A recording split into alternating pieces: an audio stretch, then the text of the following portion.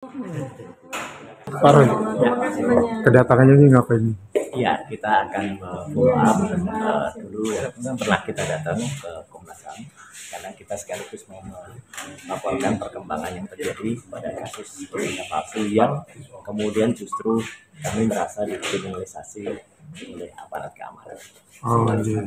Artinya ini belum diterima ya? Belum, kita tunggu. Oh, siap. Perkara khusus itu melindungi kepentingannya kita sebagai rakyat kan, karena memang tupoksinya Komnas HAM itu kan melindungi hak asasi manusia, dalam hal ini adalah warga negara. Bagaimana pasal 28 Undang-Undang Dasar 1945 dan pasal kebebasan informasi publik yang menjadi hak dari warga negara itu dilindungi, diakomodasi oleh Komnas HAM.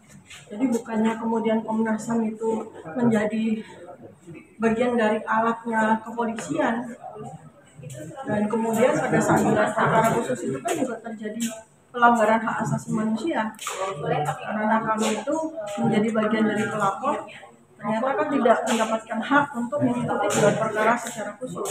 Lalu kemudian tiba-tiba ada surat dari kepolisian, dari Barreskrim menyatakan penghentian penyelidikan.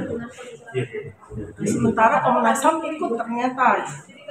Kami kemarin dapat informasi dari Kompolnas bahwa setelah gelar perkara khusus di tanggal 9 Juli 2025, besok paginya tanggal 10 Juli 2025 itu mereka rapat lagi, tidak melibatkan kami. Dan Komnas HAM, Kompolnas, kemudian Ombudsman yang merupakan lembaga rakyat ya, yang langsung di bawah presiden, itu diajak rapat sebagai asistensi dari mereka. Dan kemudian tanggal 11 Juli 2025 muncul surat penghentian penyidikan. Kan itu sudah melanggar hak asasi manusia, karena kami sebagai salah satu organ, salah satu komponen, kami bertiga sebagai saksi ahli yang dihadirkan di gelar perkara khusus sama sekali tidak diundang di acara tersebut. Kami ini kan mewakili dua hal ya, sebagai korban kriminalisasi dari Jokowi maupun sebagai saksi ahli dari TPU. Jadi legal standing kami itu sangat kuat sebagai warga negara juga sebagai saksi ahli. Nah makanya ini kami ingin hari ini bisa bertemu dengan komisioner ya, sama seperti waktu dengan Kompolnas, waktu dengan Ombudsman kemarin ya, kami terpaksa menunggu mereka sampai komisionernya datang ya. Hari ini kita akan begitu juga, pokoknya harus ketemu sama kita. Kenapa? Kita sudah melakukan prosedur yang benar, kita sudah bersurat ya sebanyak 2 kali, dan seharusnya ada surat dari mereka. Nah sampai hari ini kan kami belum menerima surat jawaban tersebut, ya sudah kita datangin aja. Pak Risman, Silakan. Saya, mana ya? Kemarin kita pernah datang ke sini ke Komnas HAM, tapi kok belum ada hasil apapun. Oleh karena itu kita datang lagi karena kami buktinya makin telak ya. Bukti paling telak ada 3. Yang pertama, lembar pengesahan penguji tidak ada, berarti skripsi tidak pernah diuji. Yang kedua, transkrip nilai tanpa ada tanda tangan dekan atau pembantu dekan seperti ditunjukkan oleh Dirtipidum, itu juga telak ya. Mana ada lembar transkrip nilai atau transkrip akademik itu seperti itu di UGM, itu sudah telak, itu udahlah.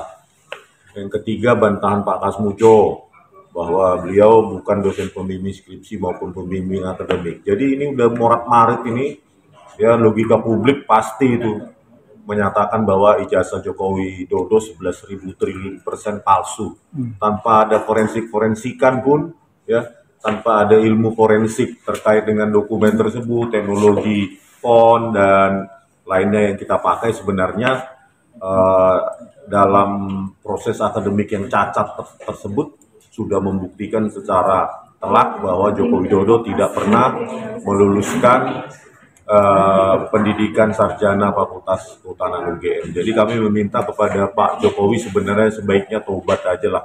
Tobat dan minta maaf kepada rakyat.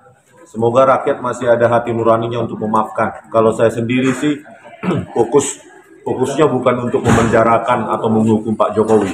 Fokusnya adalah supaya ke depan ya tidak ada lagi presiden dengan riwayat pendidikan yang dipertanyakan, sehingga KPU ke depan itu menjalankan perannya ya secara secara seksama, benar-benar mengerjakan untuk memeriksa terutama latar belakang, pendidikan, riwayat hidup dari calon-calon presiden masa depan. Jadi itu aja target saya, bukan untuk memenjarakan atau menghukum Pak Jokowi sebenarnya, tetapi meminta dengan sangat supaya sudahi nih Pak Jokowi, ya sudahi polemik ijazah palsu Anda, karena tidak ada lagi alasan yang bisa Anda pakai.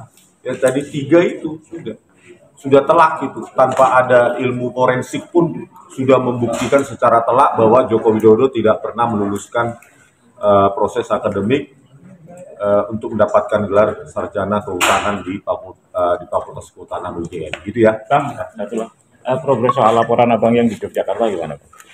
Nah inilah kan laporan pertama kan ya sudah telak sih sebenarnya. Laporan pertama terkait dugaan berita bohong, ya. Buktinya adalah pernyataan dari Pak Kasmujo sendiri yang saya wawancarai sendiri dan dikonfirmasi oleh seorang wartawan Kompas TV, ya, Pak Bung Tipo Nurbahagia. Jawabannya Pak Kasmujo konsisten. Jadi kalau dibilang Profesor Kuncoro bahwa Pak Kasmujo itu katanya bisa jadi di bawah tekanan atau pikun, itu tidak berdasar ya pada saat wawancara saya di Rosi gitu. Nah, jadi atas dasar itu saya buat laporan dugaan penyebaran berita bohong. Karena tahun 2017 kan semua publik menyimpulkan bahwa di Fakultas Kehutanan UGM itu Jokowi berdialog dengan Pak Kasmujo, ya di situ ada kegiatan bolak-balik pembimbingan skripsi. Itu kan bohong ya. Sebagai presiden itu nggak boleh bohong harusnya. Presiden can do no wrong katanya, ya. Bahkan berbuat salah pun nggak bisa, apalagi bohong. Harusnya kan presiden punya moralitas yang tinggi, yang menjadi contoh bagi kita, ya.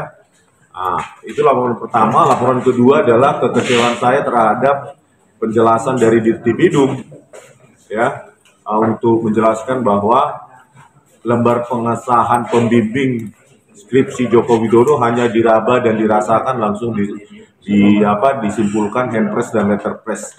Padahal saya banyak bukti, ya, banyak analisa membuktikan bahwa itu adalah produk dari digital print atau dengan word processor yang sudah modern.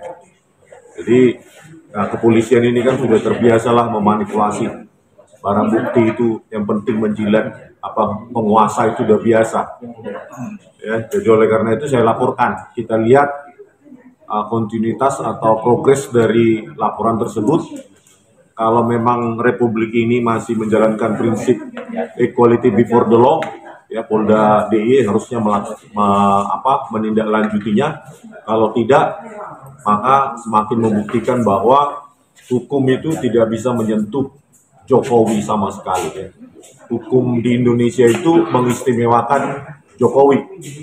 Ya, terlihat juga bagaimana Polda Metro Jaya mendatangi Solo, ya, datang ke Solo hanya untuk memeriksa Joko Widodo di ruangan lounge, ya, ruangan istimewa seperti hotel, ya, hotel bintang 5. Sementara kami waktu pertama kali saya diperiksa begini tempat duduknya, begini persis, tanpa ada sandaran. 6 jam saya di sana, 6 jam saya. Itulah perbedaan perlakuan.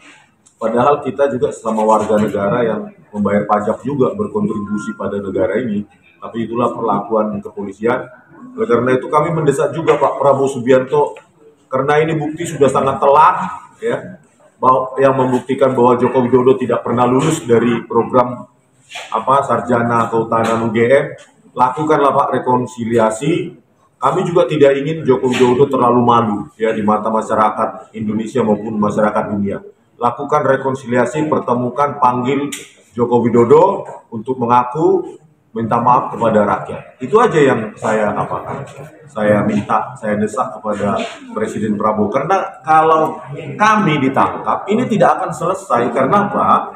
Karena pengetahuan atau bukti-bukti itu sudah ke tersebar kemana-mana, bahkan bukan hanya Indonesia, sudah ke dunia. Jadi nggak mungkin ya bukti itu bisa dibantah hanya dengan menangkap kami. Justru menjatuhkan kredibilitas kepolisian yang sudah sangat rendah, ya, terburuk, terkorup se-Asia Tenggara versi Indeks Mundi. Jangan lebih dibuat jatuh lagi, ya. Oleh karena itu Pak Prabowo Subianto lah yang harus bisa menginisiasi rekonsiliasi itu supaya Pak Jokowi tidak terlalu malu. Ya, begitu ya. Oke.